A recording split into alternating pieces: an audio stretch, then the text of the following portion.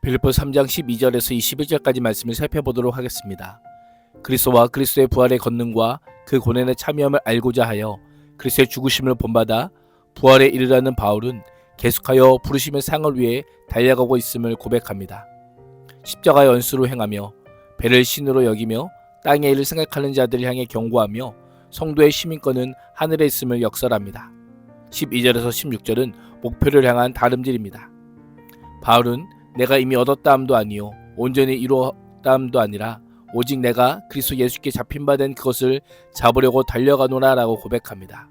육상 경기에서 사용되는 달리다와 얻었다라는 동사를 사용하여 자신의 표대를 향해 쫓아가고 있는 길 위에 서 있는 자임을 강조합니다. 달려가노라 라는 것은 쉼없이 지속되는 행위를 가리키는 것으로 과거에 쫓아갔던 것을 회상하는 것도 아니고 앞으로 쫓아갈 것을 계획하는 것도 아니라 항상 현재적으로 쫓아가고 있는 삶을 살고 있음을 강조합니다. 마치 육상 경기에서 골인 지점을 향해 쉬지 않고 달려가는 선수와 같은 모습으로 최선의 삶을 살고 있음을 고백하고 있습니다. 또한 내가 얻었다라는 것은 과거의 한 시점, 즉 다메섹 독산에서 예수 그리스도를 만나 회개함으로 그리스도를 알게 되었고 구원받았습니다. 예수 그리스도를 믿음을 통해 이미 그리스도께 잡힌 바 되었지만 그리스도의 완전한 여담을 위해서 아직도 달려가고 있음을 고백합니다. 그리스도인의 신앙과 삶은 능동태가 아니라 수동태입니다. 수동태라고 해서 아무것도 하지 않는 소극적이거나 방관하는 삶이 아니라 오히려 정반대입니다. 나를 붙드신 그리스도의 주권 안에서 예수님의 영향력 아래서 그분으로 인해 깨달아진 것들을 더욱더 깨닫기 위해 달려가는 것입니다. 예수 그리스도의 믿음으로 하나님의 자녀가 된 자는 앞에 있는 표대를 향해 지난 일을 잊고 부름의 상만을 내다보며 달리는 자인 것입니다. 이미 끝난 것이 아니기에 깨어있으므로 방심하지 말고 전력을 향해 달려야 합니다. 어디까지 달려오셨습니까? 그곳이 어디이든지 그리스도의 장성한 분량에 이르기까지 계속하여 매 순간 정성을 다해 달리는 신앙의 경주자가 될 수 있기를 축복합니다. 그러나 빌립보 교회 안에는 온전히 이루지 못했음에도 불구하고 이루었다고 착각하는 자들이 있었습니다. 15절입니다.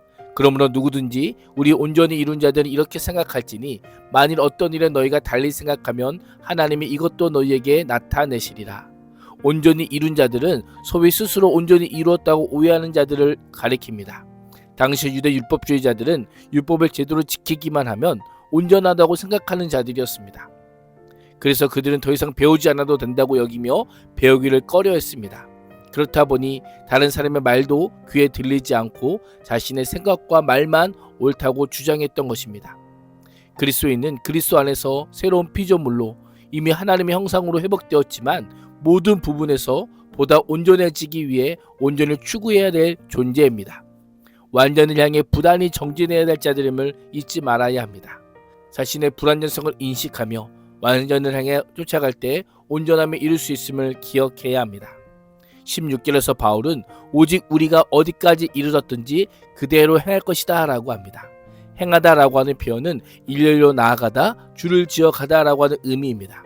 각자 삶의 성숙도와 신앙의 깊이가 다르기에 지금까지 행해왔던 신앙의 패턴을 따라 흐트러짐 없이 계속하여 신앙생활을 나갈 것을 강조하고 있는 겁니다.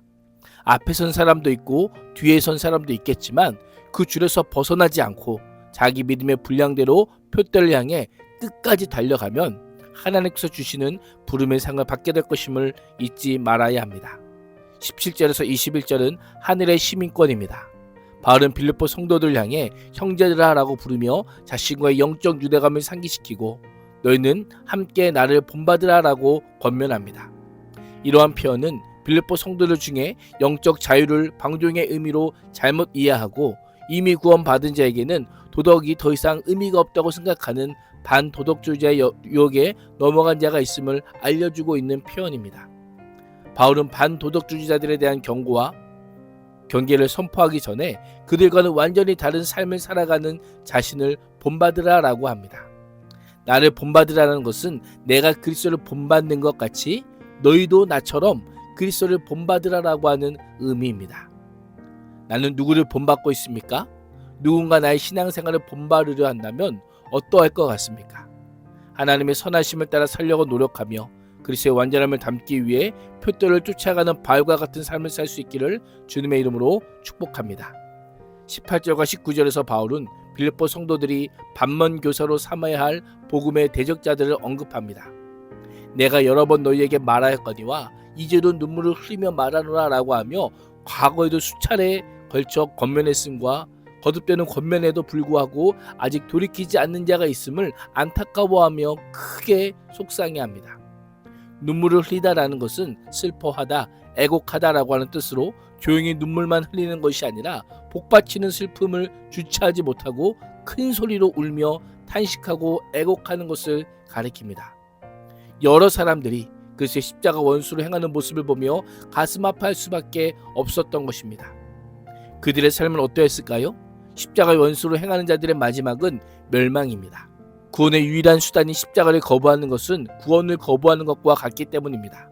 그들의 미각의 쾌락과 포만감을 주는 저급한 육체의 욕망을 우상으로 삼았습니다. 육체적 방종을 허용하는 거짓 종교와 우상 숭배에 몰두하며 수치스러운 행동을 일삼았을 뿐 아니라 수치스러운 일을 영광으로 여길 만큼 가치관이 매우 심각하게 왜곡되어 있었습니다. 천국에 대한 소망은 전혀 없고 단지 이 땅의 일에 대해서만 몰두할 뿐이었습니다. 우리의 모습을 돌아보십시오. 내 삶의 기준은 무엇입니까? 내 눈은 땅과 하늘 어디를 향해 있습니까? 바울은 빌립보에 살지만 로마의 시민권을 자랑스러워하는 자들을 향해 오직 우리의 시민권은 하늘에 있는지라라고 선포합니다. 빌립보 성도들이 현실적으로 땅에 속해 살아가면서 로마에 속한 시민이지만 영적으로는 하나님 나라의 거주자로 하늘에 속한 시민, 하나님께 주신 시민권자로 가지고 살 것을 명령하고 있는 것입니다.